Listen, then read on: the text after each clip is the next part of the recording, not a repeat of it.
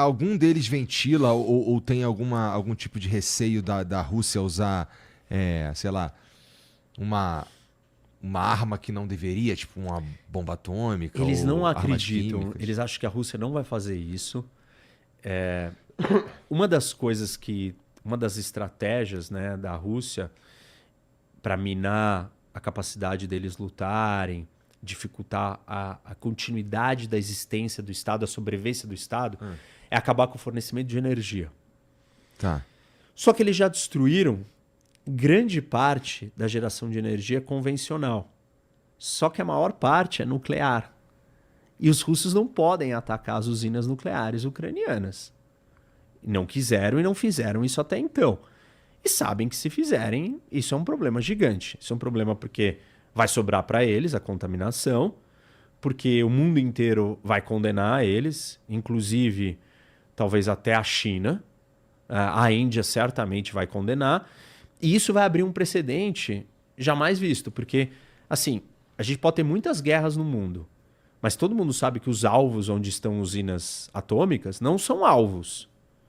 Agora, se a Rússia abriu esse precedente e atingiu uma usina geradora de energia como um alvo válido ou legítimo militar, você está abrindo um precedente para que isso seja aceito por aí a rodo. Uhum. E isso cria um novo cenário de guerra que ninguém vai ficar feliz. Principalmente os países todos que têm usinas nucleares. Não bombas atômicas, mas usinas nucleares. Até o Brasil, que quer tá alinhado com o Putin, na direita e na esquerda, com o Bolsonaro ou com o Lula, os dois abraçaram o Putin, num cenário desse. Vai ter que condenar a Rússia, porque nós temos uma usina nuclear aqui. E se a gente entra numa guerra, tá liberado a Venezuela atingir a Angra? Entendeu? Então, a Rússia está num lugar assim que ela não tem mais para onde ir. A estratégia ucraniana é matar mais russo do que os russos conseguem matar de ucraniano. Com isso, vai chegar uma hora que o número de recrutas que o Putin consegue convocar ou atrair vai começar a diminuir. E aí, para ele sustentar a guerra, vai ser mais difícil. Entendi. Eles não podem deixar acontecer um breakthrough, né? uma grande quebra das linhas de defesa e um avanço massivo. Se eles conseguirem resistir com isso e continuarem aumentando a letalidade, eles têm uma teoria de vitória, uma estratégia, um caminho que eles enxergam para a vitória. Entendi. Que é o desgaste, o cansaço do Putin continuar ou não ter como sustentar isso desse jeito. Essa viagem que tu fez, ela mudou alguma visão que tu tinha ou assim, agora você só viu como funciona na prática algo que tu já sabia na teoria? Eu senti um elemento da guerra muito mais forte, assim, sabe? Talvez porque, eu vivenciei dificuldades, né? Cansaços, exaustões. Foi muito exaustivo, foi muito cansativo. Muito tempo sem dormir. Foram 12 dias que no máximo que eu dormi foi 4 horas. Todos os dias. Tinha dia que eu dormi menos de 4 horas. Entendi. E eu perguntei isso para os soldados. Falei, cara, vocês dormem? Vocês comem? E a resposta é, não, a gente não dorme. Você está lá no front, você dorme meia hora, uma hora e meia. Você acorda. Aí depois de sei lá quantas horas você dorme mais meia hora. Você tira cochilos. Você não consegue dormir. Um deles descreveu uma cena, né, ele na trincheira. Ele falou, a gente tem um fogo, né, uma lareira, um negócio para esquentar no inverno. Ele falou, cara, o inverno aqui dentro dessa trincheira assim, é um negócio assim... cara, sua alma tá congelando. E a gente liga esse fogãozinho. E fica lá mais quente dentro é um bunker, né? Enterrado ali. E fica quente. Só que aí os ratos invadem o negócio. Ele falou, eu falei, mas não dá pra matar? Ele falou, não são 5, não são 10 ratos. São tipo 100 ratos. E eles ficam passando na sua cara. E você não pode bater neles, porque aí eles te mordem. Aí eles querem pegar a sua comida. Aí a gente pendura as comidas no meio do negócio. Mesmo assim eles conseguem pular, escalar, comer a comida. Cara, assim, as descrições são terror. Óbvio, eu não vivi isso. Mas eu não dormi, eu não comi. Eu tava tenso o tempo inteiro. Liga o telefone, desliga o telefone, não filma isso, agora não vai. Vai correndo, volta pra cá. Tipo, o carro segue esse, segue aquele. Não, para aqui, fica parado. Sei lá, tipo, você não sabe o que tá acontecendo. Os caras não falam inglês direito. É um negócio assim, né? E aí, eu chegava à noite, eu tinha que pensar no conteúdo, no que estava acontecendo no outro lugar, ler, me informar. Então, eu senti um desgaste, uma exaustão, assim, extrema. E uma emoção, né, das pessoas, a sensibilidade. E você vai ficando mais desgastado, você vai ficando mais sensível, você vai ficando mais destruído. Então, eu posso dizer que eu cheguei um pouco mais perto de uma sensação real do que é uma guerra. Entendi. Sei lá, eu tenho plena convicção que eu não cheguei perto do que é o cara ali correndo pela morte, pela vida dele na hora que um drone está perseguindo ele. Eu não senti nem de perto isso. Que bom. Mas eu senti muito perto o que é a guerra. Assim, mais perto do que tudo que eu já tinha visto, lido ou estudado. E mexeu bastante comigo. Entendi. Fiquei assim, bastante sensível, eu diria, com o que eu vi.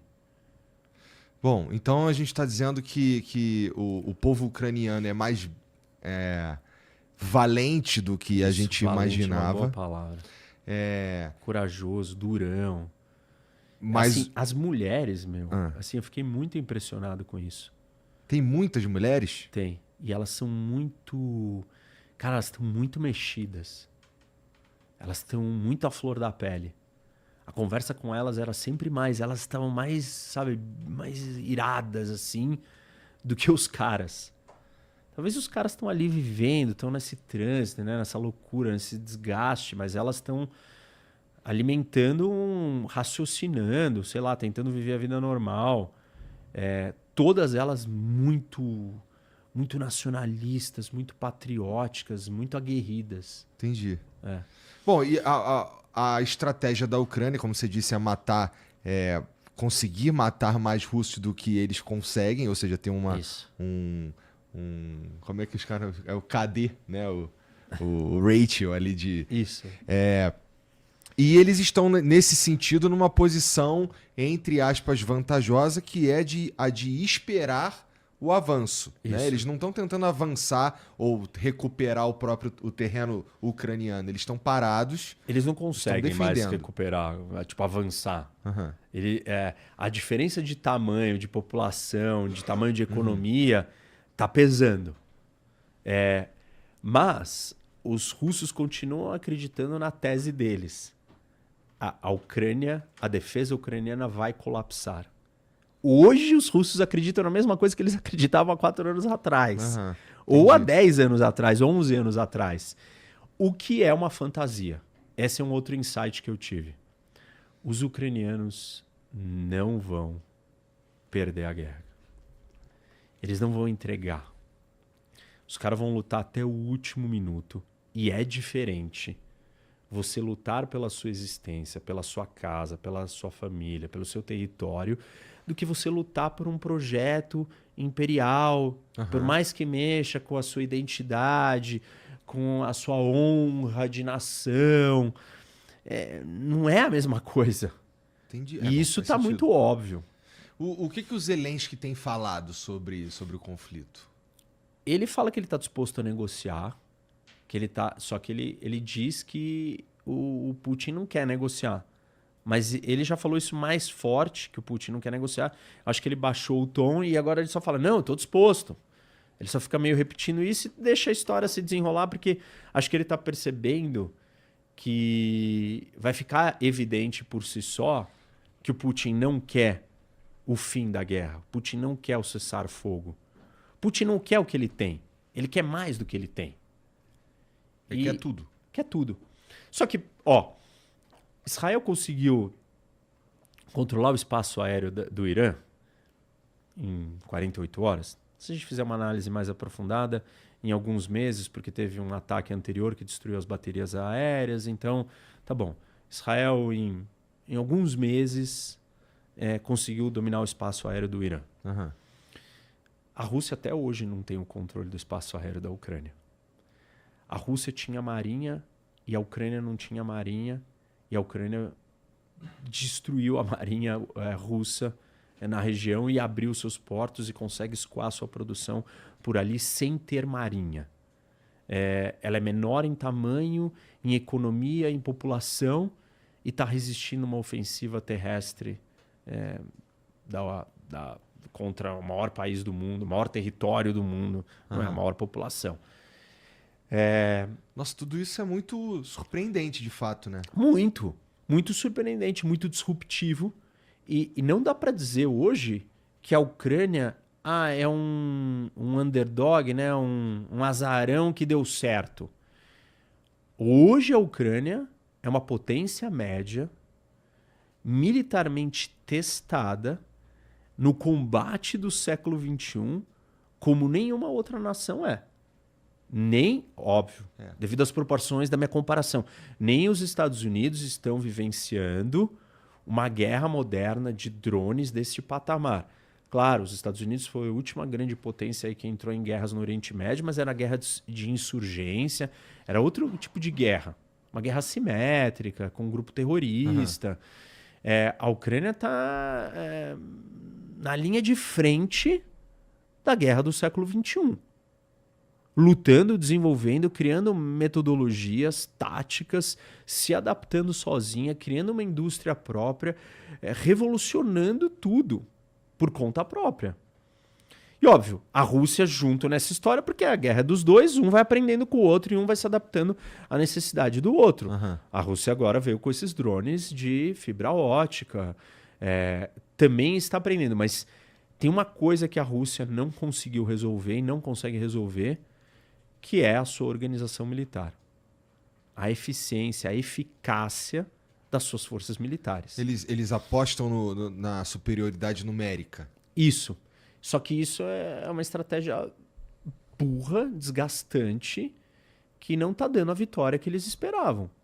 Então, a capacidade dos russos de entregar resultado, na prática, com toda a vantagem que eles têm, não acontece. E a Ucrânia está se moldando para cada vez menos depender dos Estados Unidos. Óbvio, depende muito, vai depender ainda.